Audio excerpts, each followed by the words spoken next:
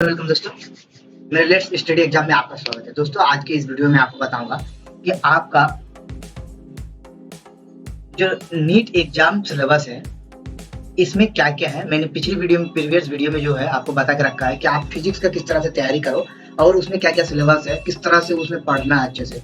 तो उसी सिलेबस में मैं आपको नेक्स्ट सब्जेक्ट के सिलेबस के बारे में बताऊंगा जो कि केमिस्ट्री है, और उसके बाद आपका बायोलॉजी के अंदर आएगा। तो बायोलॉजी में दो होता है, जूलॉजी और बॉटनी होता है। तो दोस्तों आज की वीडियो में मैं आपको सिर्फ बताऊंगा केमिस्ट्री सिलेबस के अकॉर्डिंग उसमें कितने वेटेजेस होते हैं। ये वाला भी important topics weightage for the NEET exam 2022 इसको भी कवर करेंगे और इसको भी कवर करेंगे। तो ये दो जो है आज कवर हो जाएगा केमिस्ट्री के बेसिस पे, सिलेबस के बेसिस पे। केमिस्ट्री जो है केमिस्ट्री आपका सब्जेक्ट है उसको कवर कर देंगे, और उसके बाद हम लोग का बचता है बायोलॉजी, क्योंकि मैंने प्रीवियस वीडियो में आपको बता के रखा है फिजिक्स का सिलेबस। आज मैं केमिस्ट्री का बता रहा हूँ और आने वाला वीडियो में आपको बताऊंगा बायोलॉजी से उसमें कितने वेटेजेस वगैरह होते हैं। तो चलिए वीडियो में चलते हैं।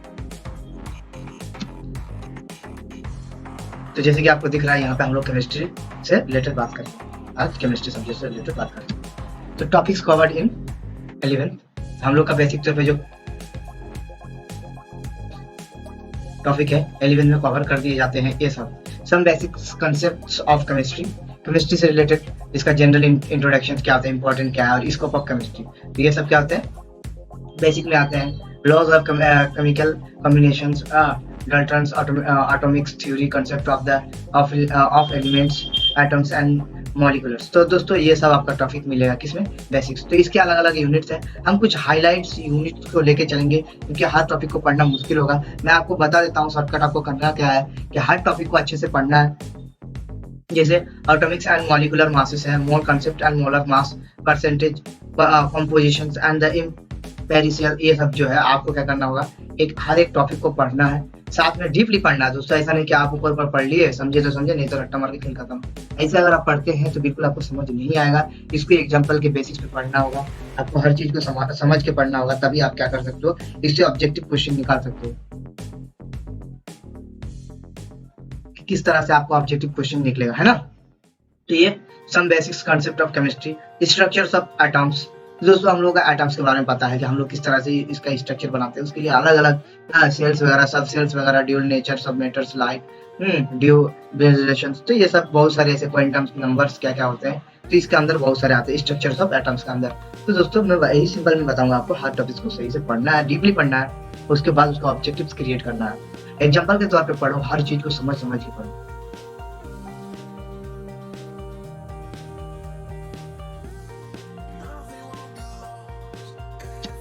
जैसे कि आप classifications of elements and periodicity is properties जो भी है इसका इन प्रॉपर्टीज। तो इसमें भी आपको बहुत सारे टॉपिक दिखेंगे, इसमें बहुत सारे कम है, जिसमें रेडी है, आयनिक है, रेडी आयनाइजेशन है, एंथैल्पी है, classifications of elements and periodicity is in properties. इसमें अलग अलग तरह के क्वेश्चंस होंगे आपका मॉडर्न से रिलेटेड, है ना। तो इसमें आपका लॉ, उसके बाद टेबल्स वगैरह मिलेंगे जिसमें आपको याद करना होगा। पीरियोडिसिटी मतलब कि पीरियड का एक आपको टेबल मिलता होगा जिसमें आपका जो भी सोडियम वगैरह होता है, न्यूट्रॉन, हाइड्रोजन, ऑक्सीजन जो भी होते हैं वो सबको आपको याद करना होगा। तो उसी से रिलेटेड ये क्या होता है, वहीं से ये क्वेश्चन आपका आता है, classification of elements and periodicity और इन प्रॉपर्टीज में, है ना। तो इसमें भी आपको वही करना है। उसके बाद आपका chemical bondings and molecular structures, ये भी बहुत आसान है, इसमें आपको ज्यादातर क्वेश्चन नहीं दिए गए हैं। हाइड्रोजन बॉन्ड से रिलेटेड मैपिंग वगैरह, ये वाला बहुत ही इंपॉर्टेंट लग रहा है, इम्पोर्टेंट है, ये आपको पढ़ना होता है। उसके बाद आपको यहाँ पे हाइड्रोजन बॉन्ड क्या होते हैं।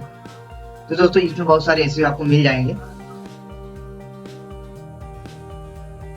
जो आपके लिए बहुत हेल्पफुल होंगे, है ना। तो मैंने आपको यूनिट 4 तक बता दिया कि chemical bonding and molecular structure किस तरह से बनाया जाता है, मतलब किस तरह से ये जो केमिकल बॉन्डिंग मतलब समझ रहे हो, एक केमिकल को दूसरे केमिकल के साथ कैसे जुड़ा जाता है, और मॉलिक्यूलर स्ट्रक्चर जो मॉलिक्यूलर होते हैं उसकी स्ट्रक्चर मतलब कि उसका जो फिगर होते हैं वो कैसे बनाए जाते हैं। तो बस सिंपल है, आप इस चीज को डीपली पढ़ो दोस्तों, प्लीज डीपली पढ़ना, तभी आपको समझ आएगा। चलिए नेक्स्ट चलते हैं। अब हम यूनिट 5 के बारे में बात करेंगे कि states of matters, gases and liquids जो इसके अंदर आते हैं। 3 स्टेट्स ऑफ मैटर होते हैं। उसके बाद इंटरमॉलिक्यूलर इंटरेक्शंस होता है, टाइप्स ऑफ बॉन्डिंग, हाँ, गे लूसेस लॉ, चार्लीज लॉ, ये सब लॉज जो होते हैं, मतलब कि जो नियम्स वगैरह आप दिखाते होंगे आपको, बॉयज लॉ, तो ये लॉ आपको सिंपली इसलिए पढ़ाया जाता है कि ये नहीं आएगा, इसके बेसिस पे इसका जो फॉर्मूला बनता है उस फॉर्मूला के बेसिस पे ही आपका क्वेश्चंस पूछे जाएंगे। दोस्तों लास्ट में हम लोग बात करेंगे कि किसमें कौन सा टॉपिक में ज्यादा वेटेजेस है, उसमें ज्यादा क्वेश्चंस पूछे जाते हैं, मार्क्स ज्यादा आते हैं, है ना। तो चलिए फिर हम लोग आगे बढ़ते हैं। लिक्विड स्टेट में ये सब आते हैं, उसके बाद थर्मोडाइनमिक्स। दोस्तों थर्मोडाइनमिक्स जहाँ भी हो बहुत इंपॉर्टेंट टॉपिक होता है, क्योंकि ये आपको यहाँ पर भी दिखेगा थर्मोडाइनमिक्स केमिस्ट्री में और फिजिक्स में भी आपको थर्मोडाइनमिक्स में, जिसमें फिजिक्स में क्या होते हैं 9 नंबर्स आते हैं थर्मोडाइनमिक्स में, और करंट एक्टिविटी जो होता है उसमें आपका 8 नंबर आता है। तो ये दोनों जो होता है थर्मोडाइनमिक्स बहुत ही इंपॉर्टेंट होता है, क्योंकि थर्मोडाइनमिक्स से रिलेटेड बहुत सारे ऐसे क्वेश्चन क्रिएट करके बनाते हैं। हीट कैपेसिटी वगैरह, first law of the thermodynamics, इसमें फर्स्ट, सेकंड और थर्ड 3 लॉ होते हैं, लेकिन इसमें सिर्फ फर्स्ट लॉ दिया हुआ था, आपको सिर्फ फर्स्ट लॉ ही पढ़ना है। सिलेबस में जितना मेंशन किया हुआ है आपको उतना पढ़ना बहुत ही जरूरी है। यहाँ पे आपको बोला गया है कि जो थर्ड लॉ ऑफ थर्मोडायनामिक्स है, ब्रीफली इंट्रोडक्शन, ये भी आपको पढ़ना खास है। ये थर्ड लॉ दिया हुआ है, सेकंड लॉ तो आप ऑटोमेटिक पढ़ लो, उसमें कोई दिक्कत नहीं, बस हर चीज को आपको समझना है ताकि वहाँ पे किसी तरह से भी कोई भी क्वेश्चन करें नीट एग्जाम में आपको दिक्कत ना हो, आपको परेशानी ना हो, आपको समझने में टाइम ना लगे, क्योंकि दोस्तों एग्जाम में टाइम बहुत कम होते हैं और वहाँ पे अगर समझ के हर चीज बनाया जाए तो मुश्किल होता है। इसलिए ऐसा होना चाहिए कि आपका जैसे ही क्वेश्चन सामने आ गया, आंसर भी वैसे दिमाग में आ गया कि इसका आंसर ऐसा ही कुछ होगा, है ना। अगर आप क्या करते हो उस चीज को सोचोगे कि यार ऐसा था वैसा था, इस तरह करना उस तरह करना, तो बहुत टाइम लग जाएगा। मतलब कि आपको माइंड प्रेजेंट होनी चाहिए और साथ ही साथ आप जो बोल रहे हो, आप जो देख रहे हो उसका भी एकदम एग्जैक्ट आपके दिमाग में आ जाना चाहिए। इक्विलिब्रियम से भी क्वेश्चंस बहुत सारे पूछे जाते हैं, फिजिकल केमिकल प्रोसेसेस वगैरह क्या होता है, डायनामिक नेचर ऑफ इक्विलिब्रियम,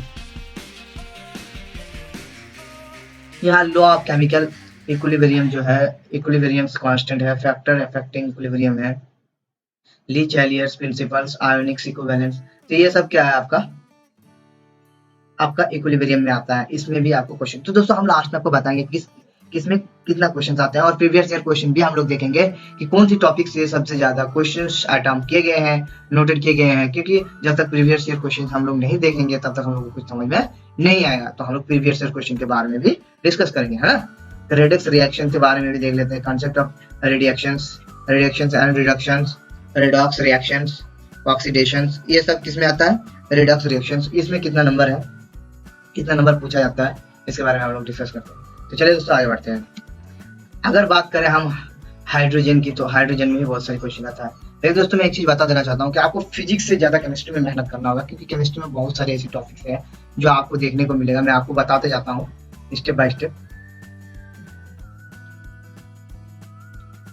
बाकी इतना जरूर बताऊंगा, physical chemical properties of water, heavy water, ये क्वेश्चन सब जो है बहुत ही खास होते हैं। इसमें भी कुछ ज्यादा नहीं लेकिन कुछ आपके खास क्वेश्चंस आ जाते हैं। हाइड्रोजन में उसका स्ट्रक्चर वगैरह, यूज क्या है, हाइड्रोजन के बारे में पूरा डिस्कस आपको पढ़नी होती है यहाँ पे। तो इस टॉपिक में सिर्फ और सिर्फ हाइड्रोजन के बारे में ही डिस्कस होते हैं।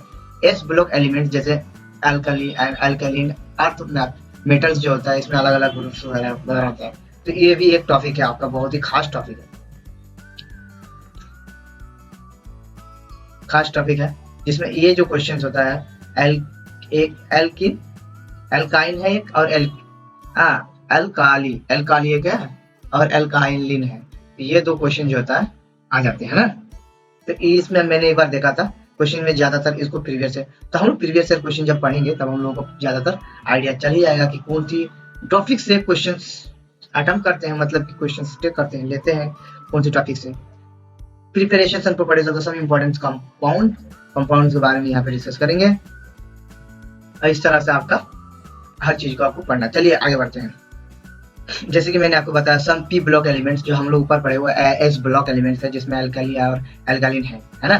General introductions are to P block elements का क्या है, मतलब क्यों है, उसकी क्या क्या यूजेस होते हैं, कहाँ यूज होते हैं इसका, तो ये भी आपको पढ़ना जरूरी है।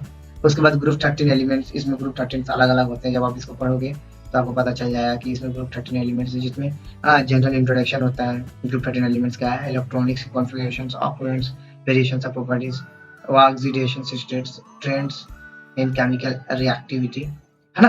तो ये सब इसमें आता है आपका। तो आपको यहाँ पर एस सम पी ब्लॉक जो होते हैं दिखाई देंगे ऊपर, जो आपको मैंने बताया एस ब्लॉक से रिलेटेड बताया, और यहाँ पे पी ब्लॉक से रिलेटेड। इसमें और जनरल जो है 14 एलिमेंट्स भी होते हैं, और उसमें भी आपको 14 एलिमेंट्स में अलग अलग टॉपिक्स मिलेंगे।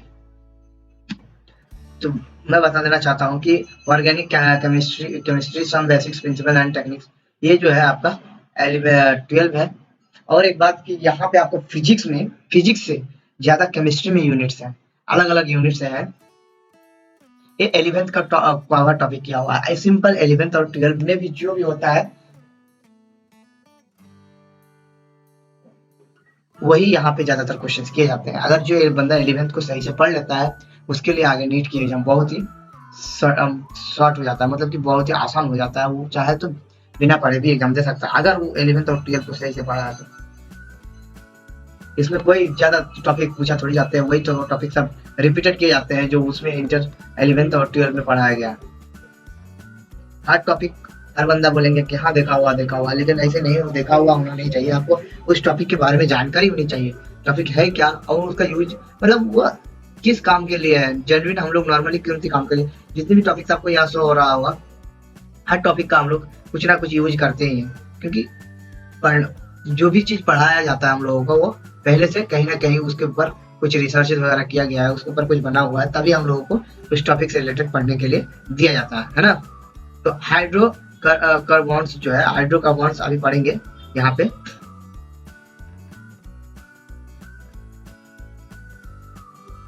हाइड्रोकार्बन्स पढ़ेंगे जिसमें एल्किन्स जो मैंने बताया आपको कि हाइड्रोकार्बन्स और हाइड्रोजन दोनों के अंदर एल्कली और एल्किलिन्स, और यहाँ पे भी आपको एल्केन्स मिलेंगे। हाँ, नोमेनक्लेचर्स, आइसोमेरिज्म, कन्फॉर्मेशंस। तो दोस्तों जो भी आप क्या बोलते हैं इसको इसमें पढ़ते हैं आपको पता ही होगा कि ये सब है क्या, क्योंकि केमिस्ट्री बेसिक तौर पे 11th में सरकारी कॉलेज में जो होता है वो तो पढ़ाया नहीं जाता अच्छे से, वो लोग नोट्स वगैरह देके पास हो जाता है, बस खेल खत्म। तो बच्चों को भी पास होने से मतलब है, लेकिन जिसको फ्यूचर बनानी है उसको अच्छे से पढ़ना होगा। इसमें बहुत सारी ऐसी टॉपिक है, हम आपको और आगे लेके चलते हैं। हाइड्रोकार्बन्स में वो क्या अब बताएंगे भी लास्ट में कि आपको कौन सा टॉपिक चूज करना है, सबसे ज्यादा पढ़ना है। जैसे कि यहाँ पे आपको दिख रहा होगा कि एल्केनीस, मतलब एक ही वर्ड जो है ये तीनों अलग अलग वर्ड से है, बस इसको समझने का फेर है कि आप किस हिसाब से समझ रहे हो। ऑटोमेटिक्स हाइड्रोकार्बन्स, इसके लिए एरोमेटिक्स हाइड्रोकार्बन जो होते हैं इसके इंट्रोडक्शंस वगैरह। IUPAC जो होता है नोमेनक्लेचर्स, बेंजीन्स, रेजोनेंस, एरोमेटिसिटी इसके अंदर आते हैं। तो जो भी आप पढ़ रहे होंगे एरोमेटिक्स हाइड्रोकार्बन्स के अंदर, वो सब में इस तरह का टॉपिक्स आपको मिलते होंगे, और इसमें हर एक टॉपिक्स को अलग अलग से आपको डिस्क्राइब करके पढ़ना होता है। लास्ट टॉपिक तो नहीं बता सकता, इसमें बहुत सारे ऐसे टॉपिक है। आपको सबसे ज्यादा मेहनत केमिस्ट्री में करना होगा बायोलॉजी में, क्योंकि फिजिक्स आपको बहुत ही आसान लगेगा, आप वो पढ़ भी लोगे, लेकिन इसमें जो है बहुत सारी ऐसी आपका बेस है जो बहुत ही ज्यादा मजबूत होनी चाहिए, खास करके केमिस्ट्री के लिए। केमिस्ट्री से हर एक क्वेश्चन जो है बहुत ही टफ पूछे जाते हैं, मतलब कि क्वेश्चन तो वही होते हैं जो पढ़ा गया है, बस हम लोग को समझने में टफ लगता है ना। इन्वायरमेंटल केमिस्ट्री में क्या क्या इन्वायरमेंटल है, जैसे कि ऑयल हो गया, वाटर हो गया, सॉइल पोल्यूशन, तो ये सब भी इसके अंदर आता है। किसके अंदर? Environmental chemistry. अब जो हम लोग पढ़ेंगे और टॉपिक्स कवर्ड इन क्लास 12, जो कि 12 में जो सब टॉपिक्स पढ़ाए जाते हैं वही टॉपिक्स के बारे में हम लोग यहाँ पे डिस्कस करेंगे। सबसे पहले तो सॉलिड स्टेट में क्या क्या होता है, classification, different binding forces, molecular ionics, ये सब किस में आता है? आपका सॉलिड स्टेट में आता है। सॉलिड स्टेट में भी बहुत सारे ऐसे point defect, electrical and magnetic properties, band theory of metal, तो ये सब किस में आता है? सॉलिड स्टेट में आता है। सॉल्यूशंस क्या है? solution types of solution, expressions of the concentrations of solutions of solids in liquids, solubility of the gases in liquids, solid solutions, qualitatives, properties, relatives, lowering of the vapor pressures, rolled alwa, ये सब किस में आता है? आपका solution में आता है ना। आपको इसमें इलेक्ट्रोकेमिस्ट्री भी पढ़ना होगा, वहां पे हम लोग इलेक्ट्रिसिटी पढ़ते हैं, इलेक्ट्रोमैग्नेटिक्स पढ़ते हैं, किसमें? आपका फिजिक्स में। लेकिन इसमें अलग से आपको वही चीज पढ़ना है, लेकिन अलग तरीके से पढ़ना है। रिडक्स रिएक्शंस क्या होते हैं, ये जैसे EMF, अल्फा सेल होते हैं, ये भी आपको देखने को मिलेगा। ये बहुत ही खास क्वेश्चन होते हैं, इसमें क्वेश्चन अटम हो ही जाते हैं। आपको दिखाएंगे जब प्रीवियस ईयर क्वेश्चन पढ़ेंगे, अभी तो मैं बता नहीं सकता, वो जब पढ़ेंगे तो आपको क्लियरली बताऊंगा कि कौन सी क्वेश्चन। बस आपको इसको याद रखना और प्लीज चैनल को सब्सक्राइब कर लेना ताकि आपको आने वाली वीडियो की लेटेस्ट जानकारी मिलती रहे, और बेल आइकन को दबा लेना, तभी आपको जो जानकारी है मैं जैसे ही अपलोड करूंगा आपको मिल जाएगा। तो दोस्तों नीट एग्जाम हो या कोई भी एग्जाम हो, इससे रिलेटेड मेरे यूट्यूब चैनल में आप कभी भी आगे कमेंट कर सकते हैं। कोई भी दिक्कत हो परेशानी हुआ आप मुझे बता सकते हैं, मैं उसका अपने तरफ से पूरी कोशिश करूंगा ताकि आपका सोल्यूशन दे पाऊँ। ओके, केमिकल काइनेटिक्स इसमें होते हैं, रेट ऑफ द रिएक्शन, हाँ, फैक्ट्री इफेक्ट्स ऑफ रिएक्शन, तो इसमें बहुत सारे ऐसे क्वेश्चन है जो आपको मिले होंगे। हाँ, एर्थोनियोस इक्वेशंस, ये भी एक क्वेश्चन होता है। एनर्जी से जो होता है एक्टिवेशन एनर्जी किस तरह से आता है केमिकल काइनेटिक्स के अंदर, तो ये भी एक टॉपिक बहुत ही खास है, तो इसे बताने वाला हूँ मैं आपको आगे। चलिए आगे बढ़ते हैं। सरफेस केमिस्ट्री, जैसे कि हम लोग यहाँ पे पढ़ेंगे सरफेस केमिस्ट्री, तो एडसॉर्प्शंस, एडसॉर्प्शंस एंड द केमिसॉर्प्शंस। तो दोस्तों ये सब वर्ड जो होता है बहुत ही टफ होता है, इसके लिए मैंने एक बार पढ़ा था, जो कि मेरा ऑनर्स पेपर था, मैं उसके लिए लिया था, लेकिन मैं सोचा कि नहीं, मेरा ऑनर्स पेपर में केमिस्ट्री को नहीं रखूंगा क्योंकि मुझे थोड़ा सा इसका वर्ड जो है टफ टफ लगता है, तभी मैंने ऑनर्स पेपर मैथ रखा था, और मैथ में मेरा इंटरेस्ट भी है। तो दोस्तों ये सरफेस केमिस्ट्री में ये सब जो है आपको दिखने मिल जाएंगे, आप आराम से पढ़ना और हर एक टॉपिक को डीपली पढ़ना। मैं बार बार ये बात दोहराता हूँ इसलिए क्योंकि जब तक आप अंदर से नहीं पढ़ोगे, जब तक आप अंदर से उसको डिस्क्राइब करके नहीं पढ़ोगे, तब तक आपको समझ में नहीं आएगा, क्योंकि हर एक चीज सरफेस केमिस्ट्री में जो भी आता है, हर एक चीज को पहले उसका रिसर्च किया गया है, उसके बाद आपको यहाँ पे शो कराया दिया गया है, ताकि आपको कोई भी दिक्कत ना हो समझने के लिए, है ना। एक्टिविटी एंड सेलेक्टिविटी जो भी होता है इसके अंदर होता है, सरफेस केमिस्ट्री के अंदर। यहाँ पे आपको मिलेंगे general principles and processes of the isolations of elements, the principles and methods of the reactions, concentrations, oxidations, reductions, electrolytic method of the refining। तो ये सब आपका इसमें आता है, general principle and process of isolation. तो दोस्तों इससे रिलेटेड कोई भी टॉपिक अगर आपको हेल्प चाहिए तो प्लीज यार मुझे कमेंट करके बताना। अगर नीट से रिलेटेड कोई भी जानकारी आपको जरूरी हो प्लीज कमेंट करके बताना, और मेरा ईमेल पे मुझे मेल कर देना जो भी आपको प्रॉब्लम्स होंगे। ओके, बाकी आगे बढ़ते हैं। यहाँ पे पी ब्लॉक एलिमेंट्स के बारे में पढ़ेंगे। हम लोग ऑलरेडी पी ब्लॉक्स एलिमेंट्स के बारे में पढ़ते हैं, लेकिन सम पी ब्लॉक्स के बारे में पढ़े वहाँ पे, जो कि 13 था, ग्रुप 13 एलिमेंट्स और 14 एलिमेंट्स था। यहाँ पे आपको 15 एलिमेंट्स और 16 एलिमेंट्स के बारे में डिस्कस करना है। तो पी ब्लॉक एलिमेंट्स के अंदर ये भी है और ये भी है, दोनों के बारे में अलग अलग तरीके से डिस्कस करना है, क्योंकि आप जब भी देखना पीरियोडिक चार्ट जो होता है उसके अंदर देखोगे तो अलग अलग पी ब्लॉक में जो होता है, ब्लॉक में अलग अलग ग्रुप्स होते हैं, तो ग्रुप्स के बारे में डिस्क्राइब करना है, यहाँ पे डिस्कस से पढ़ना है ना, तो वही सब है। चलिए आगे बढ़ते हैं। जैसे कि हम लोग पढ़ चुके हैं ग्रुप्स 15, 16, यहाँ पे 17 भी पढ़ना है आपको, 18 भी पढ़ना है, किसके अंदर, पी ब्लॉक्स एलिमेंट्स के अंदर, यूनिट 7 में। अब यूनिट हम लोग चले आए 8 में। दोस्तों तो मैं एक बात बता देना चाहता हूँ कि केमिस्ट्री में आपका ज्यादा यूनिट्स है, इसमें टॉपिक्स भी कोई ज्यादा ही है, आपको अलग अलग से पढ़ना होगा हर चीज को। केमिस्ट्री में थोड़ा आधा घंटा ज्यादा दे अगर आप इसमें पढ़ना चाहते हो तो डी एंड एफ ब्लॉक्स, जब भी आप प्रोडक्ट चार्ट देखोगे तब आपको ये सब जो ब्लॉक्स है समझ में आ जाएगा, कहाँ पे डी ब्लॉक्स है, एफ ब्लॉक्स है, ई ब्लॉक्स है, एस ब्लॉक्स है, पी ब्लॉक्स है ना। जनरल इंट्रोडक्शन वही सब है आपके यहाँ पे, कि इसी के बारे में अच्छे से पढ़ना है, रिडक्शन कलर क्या क्या होते हैं, मतलब कि डी ब्लॉक्स के अंदर जितने भी होते हैं एलिमेंट्स वही सब के बारे में आपको पढ़ना है। उसके बाद लैंथोनॉइड्स जो होते हैं, लैंथोनॉइड्स जिसके अंदर आता है इलेक्ट्रॉनिक्स कॉन्फ़िगरेशन चाहिए, इसका oxidation state, chemical reactivity and the lanthanoid contractions and its consequence भी होते हैं, है ना। इसमें आपका यूनिट्स 8 में होते हैं, D and F blocks elements. तो दोस्तों मैं बता देना चाहता हूँ कि आपको ज्यादा डीपली में पढ़ा नहीं सकता, क्योंकि इसमें बहुत सारे ऐसे टॉपिक है, आप अच्छे से देख लेना, हर टॉपिक को अच्छे से देख लेना। कोई भी टॉपिक में आपको प्रॉब्लम आता हो या कोई भी चीज से रिलेटेड परेशानी होता हो तो आप मुझे प्लीज कमेंट करके बता देना। इसमें कोऑर्डिनेशन कंपाउंड के बारे में पढ़ेंगे, यूनिट 9। उसके बाद यूनिट 10 में एल्कोलिन्स और एल्कोन्स और हेलोरेंस के बारे में पढ़ना है, और हेलो एल्किन्स के बारे में, दोनों के बारे में पढ़ना अलग अलग तरीके से, है ना। दोनों का टॉपिक दिया हुआ क्या क्या पढ़ना। तो मैं आपको फाइनली बताता हूँ कौन सी ऐसी टॉपिक है जिससे ज्यादा नंबर्स आ सकते हैं, आप कौन सी टॉपिक्स को ज्यादा अपनी प्रायोरिटी के साथ ले जा सकते हैं, है ना। तो मैं वो सब चीज टॉपिक के बारे में आपको बता देता हूँ। बाकी यहाँ पे अल्कोहल्स, फेनॉल्स एंड एथर्स, तो ये सब आपको पढ़ना होगा। ये सब मैं बस हाईलाइट करके आपको सिंपल सिंपल बता देता हूँ, जिसमें आपको बहुत सारी हेल्पफुल हो जाएंगे।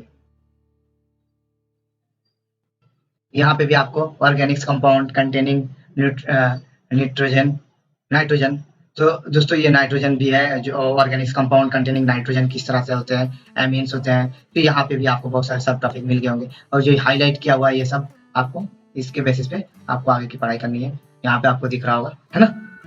तो ये हो गया आपका 13वां यूनिट, जो कि आपके लिए बहुत ही 13 यूनिट्स है, जो बहुत ही ज्यादा है। और आगे भी हम लोग पढ़ेंगे बायोमोलिकुलर्स में भी आपको बहुत सारे ऐसे टॉपिक मिल जाएंगे। तो दोस्तों मैं आपको हर टॉपिक के बारे में नहीं बता सकता, मैं आपको तब बताऊंगा प्रीवियस क्वेश्चन में, और इस वीडियो में आपको बताऊंगा लास्ट में कौन से टॉपिक से ज्यादा नंबर नोटिस किए जाते हैं। चलिए आगे बढ़ते हैं। यहाँ पे आपको 15। तो दोस्तों पॉलीमर्स पॉलीमर्स भी एक टॉपिक होते हैं, classification of the natural and the synthetics methods, तो इसमें भी बहुत सारे सब टॉपिक आपको मिल गए होंगे। तो ये भी एक टॉपिक है पॉलीमर्स। तो ये सब टॉपिक्स को आपको याद रखनी है, हर एक टॉपिक को अच्छे से पढ़नी है। केमिस्ट्री इन एवरीडे लाइफ, ये 16वां टॉपिक है मेरा, जिसके अंदर आपको दिख रहा होगा कि chemistry is in everyday life में क्या क्या केमिस्ट्री चल रही है। मैंने आपको पहले ही ये बताया कि इंसान की लाइफ में केमिस्ट्री जो है चल रहा है, तभी आपको इस टॉपिक के बारे में पढ़ा है। आप यहाँ पे देख रहे हैं डीएनए आरएनए, इससे भी बहुत ही जो एक टॉपिक है न्यूक्लिक एसिड में डीएनए आरएनए होते हैं, ये भी बहुत ही। विटामिन, तो दोस्तों विटामिन, हार्मोन्स, ये विटामिन के अंदर बहुत सारा आपको विटामिन मिलेंगे, विटामिन ए, विटामिन सी, ये सब के बारे में डिस्कस आपको पढ़ना होगा। उसका क्लासिफिकेशन क्या है, फंक्शंस क्या है, फिर उसको यूज करते हैं हम लोग, विटामिन डी खाने किस किस से मिलता है, तो इस तरह से आपको देखना होता है, आपको पढ़ना होता है, क्योंकि यही सब क्वेश्चन जो है छोटा सा क्वेश्चन आपको पूछ सकते हैं, ज्यादा बड़ा नहीं पूछेंगे, एकदम सिंपल वही पूछेंगे जो आपके आप पढ़े हुए हैं ऑलरेडी, लेकिन आपको याद नहीं। इसीलिए मैं बोलता हूँ हर चीज को रिपीटेड पढ़ो, डीपली पढ़ो, समझ के पढ़ो, उदाहरण के साथ पढ़ो, तब आपके दिमाग में बैठा रहेगा, चीज कभी जाएगा नहीं। हर चीज का एक शॉर्ट फॉर्म होता है, तो दोस्तों शॉर्ट फॉर्म खुद से बनाना सीखो। जब तक आप खुद से शॉर्ट फॉर्म नहीं बनाओगे तब तक आपसे पॉसिबल नहीं है। आप खुद से ट्राई करो उस चीज को अलग तरीका से करने का, क्योंकि हर चीज आप अगर अलग तरीके से करोगे तो भी पॉसिबल है। अगर आप वही घिसा पीटा लोगों के देख के आप भी करना चाहोगे तो नहीं हो पाएगा। इसीलिए आपको वही करना है जो आपको लगे कि नहीं इससे मेरा आसान हो सकता है, ये रूल मेरे लिए सही है। अपना खुद का रूल बनाओ जो कि आपके लिए कंफर्टेबल हो गया दोस्तों। आपको आप वेटेजेस के बारे में, अल्कोहल, फेनॉल, आपको जैसे कि मैंने बताया था कि आपको लास्ट में मैं बताऊंगा कि वेटेजेस की कौन सी टॉपिक्स में सबसे ज्यादा है, कम है। दोस्तों यहाँ पे कोऑर्डिनेशन केमिस्ट्री जो है, ये आपको टॉपिक दिख रहा होगा, कोऑर्डिनेशन केमिस्ट्री और थर्मोडायनामिक्स। नीचे मैं आपको दिखाता हूँ थर्मोडायनामिक्स, ये दोनों टॉपिक में सबसे ज्यादा है। इसमें 4 क्वेश्चन अप्रॉक्स पूछे जाते हैं, जिसमें 9 नंबर्स आने की चांसेस ज्यादा होते हैं ना। और नीचे थर्मोडायनामिक्स में आपको बताता हूँ लास्ट में। यहाँ पे दोस्तों जैसे कि अल्कोहल, फिनॉल्स, एथर्स जो है ये वाला टॉपिक, इसमें 2 क्वेश्चन पूछे जाते हैं, जिसमें 4 नंबर्स होते हैं। उसके बाद आपको ये है जिसमें 2 नंबर्स पूछे जाते हैं, 4 नंबर्स होते हैं, इसमें भी 2 क्वेश्चन पूछे जाते हैं। सॉरी, बायोमोलिकुलर्स है, 1 क्वेश्चन पूछे जाते हैं, 3 नंबर्स के होते हैं। तो जो यहाँ पे 3 नंबर्स के दिखा रहे हैं ये आपको मल्टी चॉइस क्वेश्चन होते हैं, लेकिन इसमें क्या होता है आपको सोल्यूशन करना पड़ता है। कोई भी आपको प्रॉब्लम्स दे दिया गया उसका सोल्यूशन करना होता है। और केमिकल बॉन्डिंग, ये सब 5 नंबर 2 क्वेश्चन होते हैं, 5 नंबर का 1 क्वेश्चन होते हैं, 3 नंबर का 1 क्वेश्चन, जहाँ भी 3 नंबर के लिए होगा। सोच लेना आप कि आपको क्या करना होगा। यहाँ पे 1 क्वेश्चन का आपको 3 नंबर, मतलब आपको कोई न्यूमेरिकल दे दिया जाएगा और उसको सोल्यूशन करके उसका आंसर निकालना होगा, ऐसा ही कुछ। यहाँ पे 1 क्वेश्चन 2 नंबर, 4 क्वेश्चन 9 नंबर, जो कि कोऑर्डिनेटर है का। डी ब्लॉक और एफ ब्लॉक एलिमेंट्स में आपको 2 क्वेश्चन पूछे जाएंगे, जिसमें 4 नंबर्स के होंगे। 2 क्वेश्चन, 2 या क्वेश्चन यहाँ से, 1 क्वेश्चन यहाँ से। इलेक्ट्रोकेमिस्ट्री से 1 क्वेश्चन, ये भी 2 नंबर के लिए होंगे।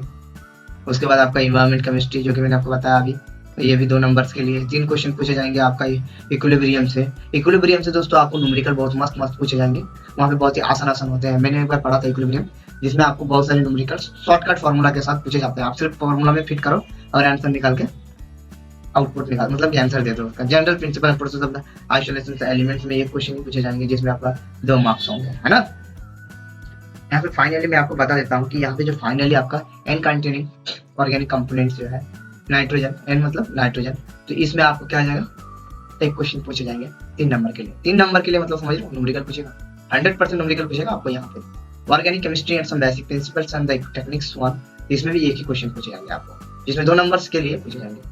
इसमें न्यूमेरिकल्स भी आ सकते हैं, या तो फिर आपको कोई नॉर्मल क्वेश्चंस पूछे जाएंगे। इसमें भी आपको वही है, प्रिंसिपल्स एंड द टेक्निक्स 2, इसमें भी 1 ही क्वेश्चन पूछे जाएंगे और आपका 2 नंबर के।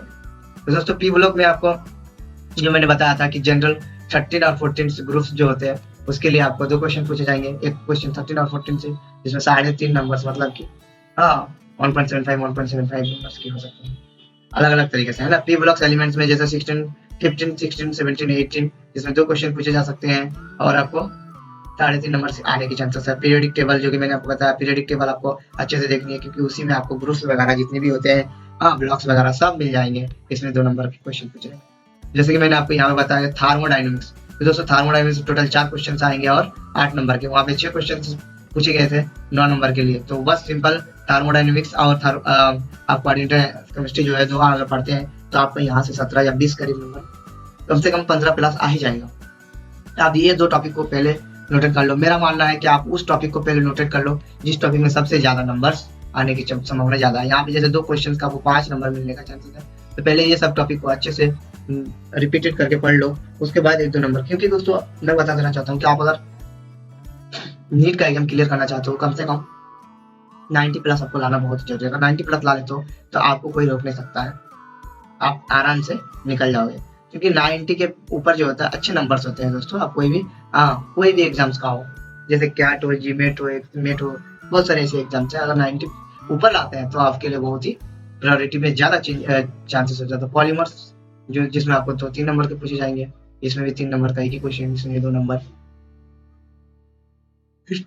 स्टेट ऑफ मैटर्स में भी 2 नंबर का एक ही क्वेश्चन पूछे जाएंगे। ये सब में जहां 2 नंबर एक ही क्वेश्चन पूछे जाएंगे, है ना। तो इस तरह से था जो मैंने आपको बताया कि वेटेज में आपको बताऊंगा। आपको स्ट्रक्चर्स ऑफ एटम्स में भी एक ही क्वेश्चन, केमिस्ट्री में भी एक ही क्वेश्चन आएंगे और सॉलिड स्टेट में भी।